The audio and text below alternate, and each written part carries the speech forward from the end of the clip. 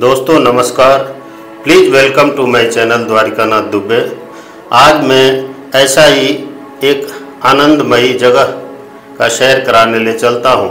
गायत्री शक्तिपीठ से मैं प्रस्थान किया उदयपुर की ओर और वहाँ एक रात विश्राम के बाद हमने सबसे अच्छी जगह ढूंढी सहेलियों की बाड़ी। वहाँ करीब 11 बजे दिन में पहुँच के अपार हर्ष हुआ। ये एक महज एक पार्क नहीं है सहेलियों की बाड़ी, जैसा कि आप लोगों को पता है, आगे मैं विस्तृत बताऊंगा। इसको बनाने वाले महाराणा संग्राम सिंह थे,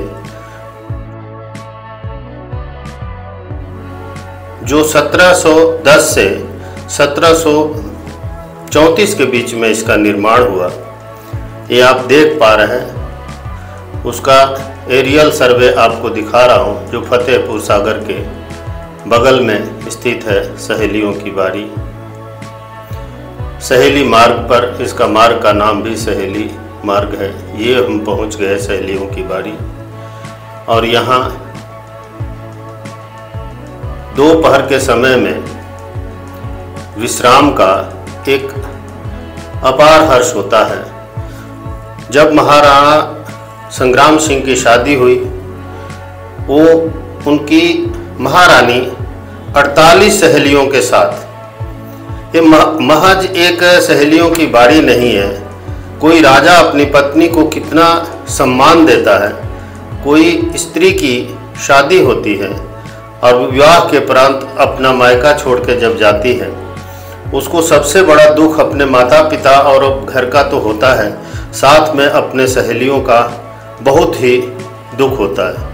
अतः महाराजा संग्राम सिंह अपनी महारानी के साथ 48 सहेलियों के साथ आई और उनके लिए ये महल और एक पार्क, बहुत ही सुंदर पार्क बनाया, जिसका आप आनंद ले रहे हैं। जिसमें हाथी वगैरह जितने भी हैं संगमरमर के बने हुए और बहुत ही विचित्र, बहुत ही अच्छे तरह के पौधे यहाँ पर, और एक सिमिलरिटी से ऐसे रखा गया है कि मन को मोह लेता है किसी भी। और दोपहर की गर्मी में एक कविता याद आ गई, जैसे सूरज की गर्मी से जलते हुए तन को मिल जाए तरवर की छाया, ऐसा ही सुख मेरे मन को मिला है, मैं जब से शरण तेरी आया। एक बहुत ही हृदय विदारक कविता है। और यहाँ पर सिर्फ एक पार्क नहीं है, एक औरतों का सम्मान जो हमारे राजा महाराजा हमारे इतिहास में दिया करते थे, वो आज कहीं छीण होता हुआ नजर आता है। अगर जिस तरह से हमारे शास्त्रों में बयान किया हुआ है कि कोई भी नारी एक लक्ष्मी होती है और उसका लक्ष्मी के भांति सम्मान करना चाहिए, ऐसी अवस्था में जब महाराजा संग्राम सिंह की पत्नी यहाँ रहती होंगी अपने 48 सहेलियों के साथ, और तरह तरह के नृत्यांगन और कला केंद्र और उनके रहने का स्थान, पार्क, उनका एंटरटेनमेंट की जगह, एक आंगन, फव्वारा, ये जो आप देख रहे हैं, ये इसकी टेक्निकलिटी लंदन से मंगाई हुई है और वहाँ का इंजीनियर आके इस फव्वारों को उस समय प्रस्थापित किया था। ये देख रहे हैं कलांगन आप, जहाँ नृत्य वगैरह आपस में सहेलियाँ करती थी, और मैक्सिमम यहाँ पर चीज़ें संगमरमर की बनी हुई है। इसको देख के मन विभोर हो जाता है, बहुत ही आनंद। और राजस्थान की तपती गर्मी में इस तरह की हरियाली और एक फतेहपुर सागर के किनारे इसका बने होने से यहाँ का वातावरण और तापमान बहुत ही सुखमय हो जाता है। यहाँ पर हर कोई आके अपना सेल्फी, अपना पिक्चर और कुछ देर यहाँ पार्क में हरी भरी घासों और पूर्ण ऑक्सीजन के लिए, यहाँ पर विश्राम के लिए, मन की शांति के लिए लोग आते हैं। वहाँ पर हम लोग भी वहाँ पर घूमने के लिए गए और ये सहेलियों की बाड़ी, ये अपने आप में विश्व में एक अनूठा, जैसे ताजमहल शाहजहां का बनाया हुआ प्रेम की निशानी अपनी पत्नी से, इस तरह से राजा का अपनी रानी के प्रति इतना प्रेम, और रानी के प्रति ही नहीं, उनकी 48 सहेलियों के लिए रहने और विश्राम की व्यवस्था और आनंदमयी जगह का बनाना एक अपने आप में विश्व में अनूठा इतिहास है। इसलिए इस जगह की महत्ता और भी बढ़ जाती है। पत्नियों का और नारी का सम्मान, आदर करना, ये देख पा रहे हैं। संगमरमर से नक्काशी किया हुआ एक पत्थर का हाथी है। जगह जगह जो हमारे भारत के शेरों की निशानी है। ये जो पत्थर के बने हुए गोल, बीच में ब्रह्म कमल, कहीं एक नहीं दिखाई दे, पूरे तालाब में भरे हुए ब्रह्म कमल और खिले हुए आप देख पा रहे हैं। अभी तो पूरे ब्रह्म कमल नहीं खिले थे, फिर भी जो कुछ थोड़े बहुत दिखाई दिए उसका मैं चित्र ले लिया और आप लोगों के सामने शेयर करना इसको लाजमी समझा। ये देख पा रहे हैं आप, ये सहेलियों की बाड़ी का बिल्डिंग जो बनी हुई है डबल स्टोरी, जहाँ पर सहेलियाँ रहती थी, उसके पीछे का दृश्य है। सामने का दृश्य इंटर होते ही मैंने आपको दिखाया था। और इस तरह से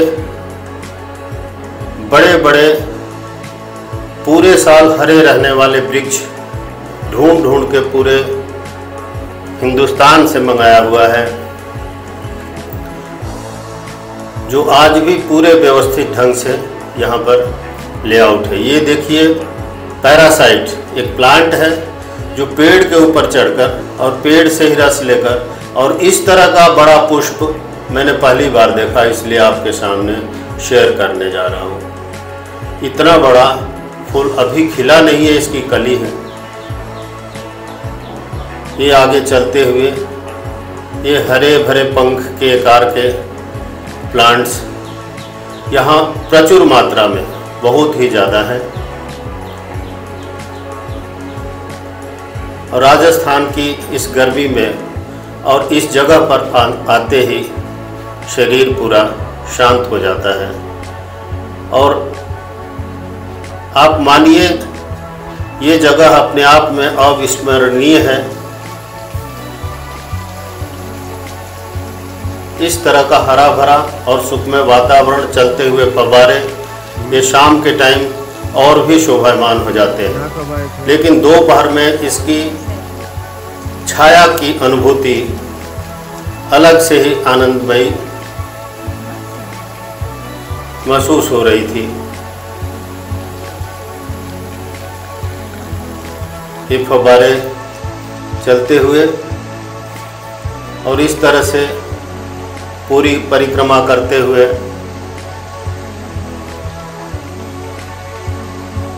समय अभाव के कारण थोड़े ही देर में, आधा घंटा ही घंटा, यत्र नारी पूज्यन्ते रमन्ते तत्र देवता, जहाँ नारी का इज्जत सम्मान जहाँ भी होता है वहाँ देवता का वास होता है। और यही कारण है कि आज न वो रानी रही न सहेलियाँ रहीं, लेकिन यहाँ पर भ्रमण करने वाले, घूमने वाले, आनंद लेने वाले लोगों की कभी कमी नहीं रहती।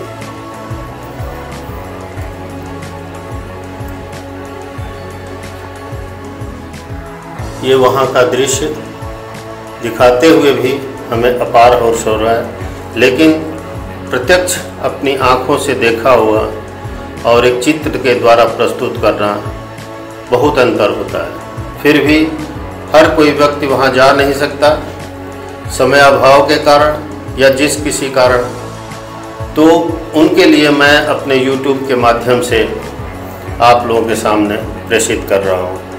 आशा है ये अच्छा लगा होगा और ऐसे ही अच्छे अच्छे ज्ञानवर्धक चीज़ें आनंददायी चीज़ें आप लोगों के सामने मैं प्रस्तुत करते रहूँगा। इसलिए हमारे इस चैनल को सब्सक्राइब ज़रूर करें ताकि हमारा अगला सीरीज़ और पिछला सीरीज़ सब कोई आप देख सकते हैं। ये बहुत ही ज्ञानवर्धक आपके पूरे परिवार के लिए और सबके लिए होगा। इस तरह से घूमते हुए सहेलियों की बारी और उदयपुर का अगला चित्र भी आपको, ये मानचित्र है सहेलियों की बारी का, फोटो भी। Please like and subscribe my channel and thanks for watching. जय हिंद।